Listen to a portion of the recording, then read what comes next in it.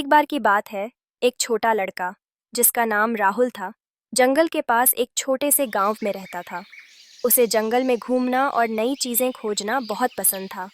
एक दिन वह अपने गांव के पास के जंगल में चला गया। वहां उसने पेड़ों पर खेलते हुए बंदरों का एक झुंड देखा। राहुल ने देखा कि एक बंदर, जो सबसे छोटा था, बाकी बंदरों से दूर बैठा हुआ था।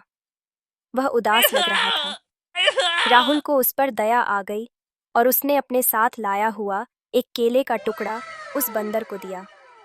बंदर ने डरते डरते केले को लिया और जल्दी से खा लिया। धीरे धीरे दोनों के बीच दोस्ती हो गई। राहुल ने उसका नाम मोती रखा। हर दिन राहुल जंगल में आता और मोती से मिलता। मोती उसे अपने झुंड के बारे में बताता, अपने तरीके से इशारों में, और राहुल उसे अपने गांव की कहानियां सुनाता।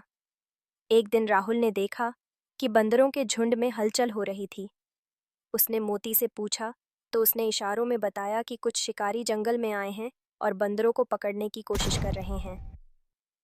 राहुल को यह सुनकर बहुत गुस्सा आया। राहुल ने मोती और उसके झुंड की मदद करने का सोचा। उसने गांव के बड़े बूढ़ों से जंगल के शिकारियों के बारे में बात की, लेकिन कोई मदद के लिए तैयार नहीं हुआ। तब राहुल ने खुद एक योजना बनाई। उसने जंगल में शिकारी के जालों को काटने और उनके रास्तों को जटिल बनाने के लिए लकड़ी और पत्थरों का इस्तेमाल किया। मोती और बाकी बंदरों ने भी राहुल की मदद की। वे शोर मचाकर शिकारियों को जंगल में भटकाने लगे। आखिरकार शिकारी परेशान होकर जंगल छोड़कर चले गए। राहुल की हिम्मत और मोती की चतुराई से पूरा झुंड सुरक्षित बच गया। उस दिन के बाद राहुल और मोती की दोस्ती और गहरी हो गई। राहुल ने सीखा कि सच्ची दोस्ती केवल इंसानों के बीच ही नहीं होती, बल्कि जानवरों के साथ भी हो सकती है। मोती ने भी राहुल को सिखाया कि साहस और एकता से किसी भी मुश्किल को पार किया जा सकता है।